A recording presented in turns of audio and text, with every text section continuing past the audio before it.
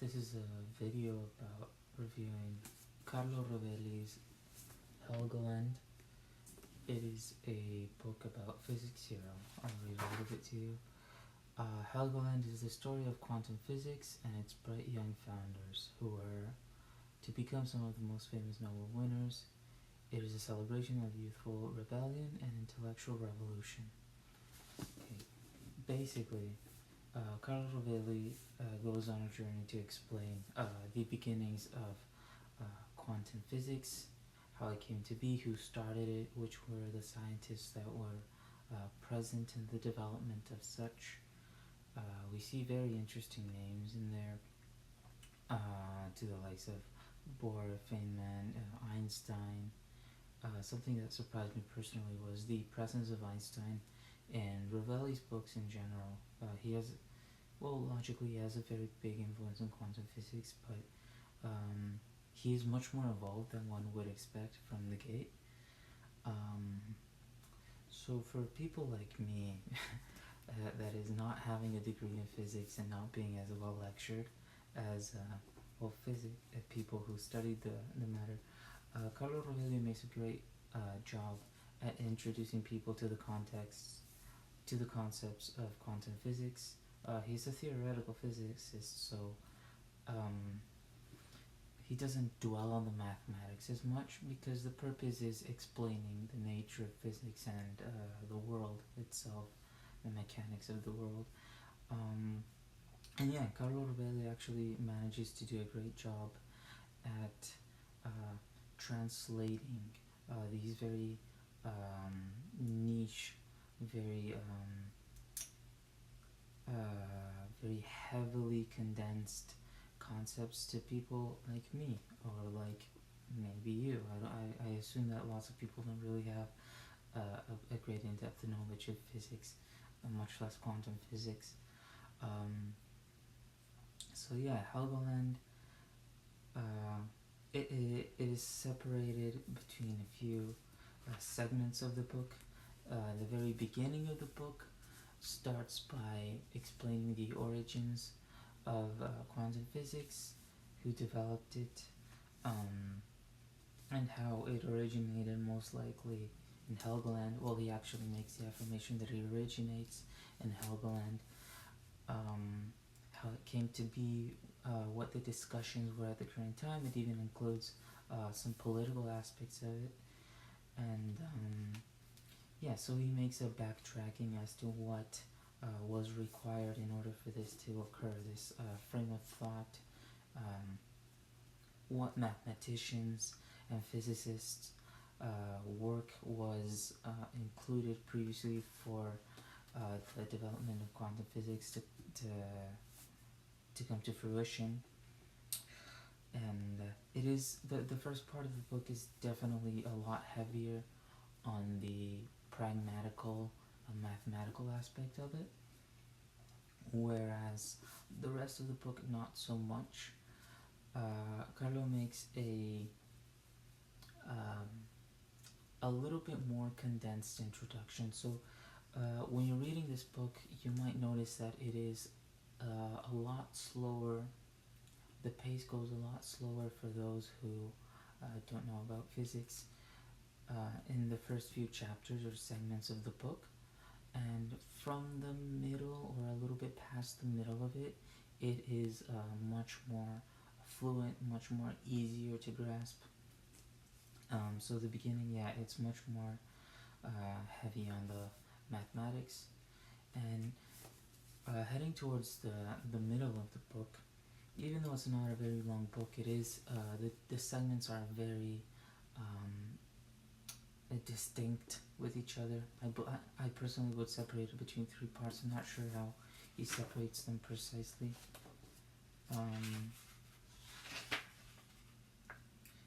So there's 7 different segments of the book.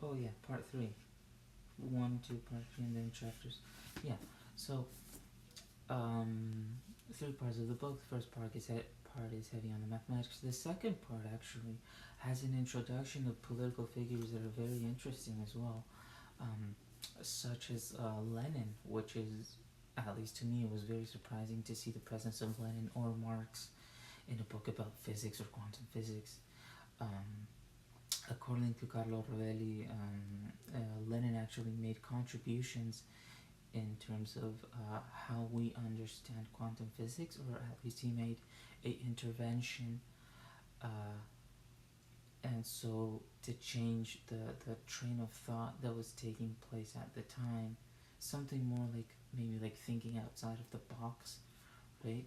So Lenin was present in the book and apparently in the development of quantum physics, which comes as a surprise, at least to me. There is political mention. I have to make the parenthesis that there is no propaganda for any political party. Um, while one might take a hint as to what the political inclinations are of the author, I don't really think that really makes a difference.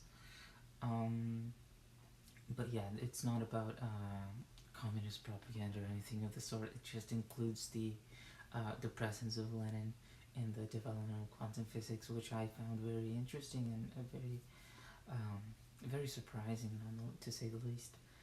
Um,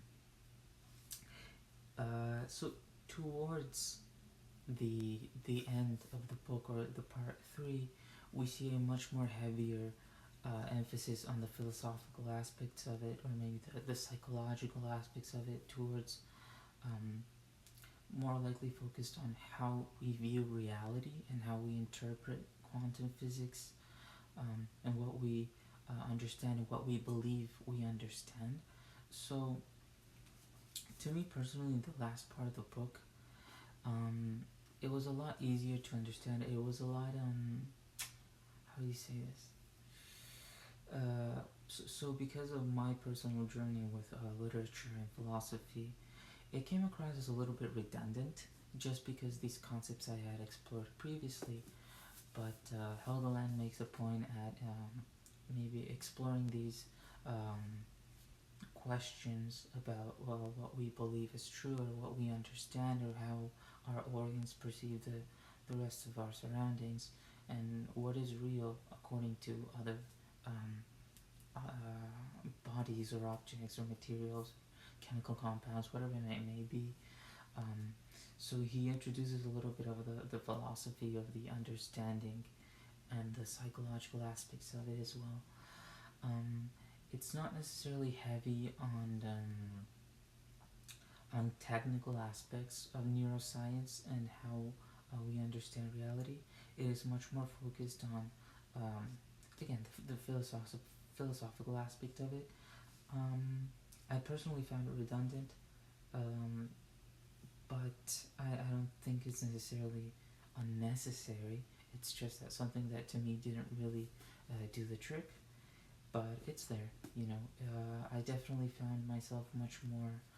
Um, I found it much more fluent to read through the middle and the end of the book than the very beginning, because of the more heavier contents of physics and mathematics. But I don't think that is to it necessarily ruins the book, right? But I think that if you're looking to find an introduction to physics or quantum physics, the very beginning of the book will do it for you. The middle is more of a treat. It does make an explanation as well, right? But the middle, towards the end, is more like how do you say this? It's more like an appetizer. You had the meal at the beginning and then you have the appetizer. That's what it felt to me. But it's a very, very interesting book nonetheless. It's very, it makes a very good job at captivating the audience that is not as literate in physics. I personally had dwelled upon other writings about physics. I'm not necessarily that well informed upon the matter, but nonetheless, I found that it was a very informative and entertaining book nonetheless. And one of the important aspects of it is that it may drive you to look for other books inside of it, and maybe some of them not necessarily about quantum physics, but about philosophy or religious takes, or even political takes. It does explore aspects of morely so the scene of the time that this was taking place, the development of quantum physics.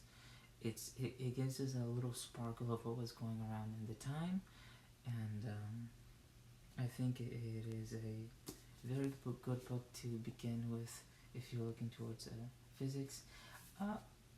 Maybe there could be a few more that you could have previously. Maybe he has this book about 7 brief lessons about physics as well, which you might want to look before this, but it's not necessarily that heavy in explanation and in mathematics, so that you can't understand anything that's going on. So yeah, I would rate this book, I'd say about 7 out of 10, but that's a personal rating.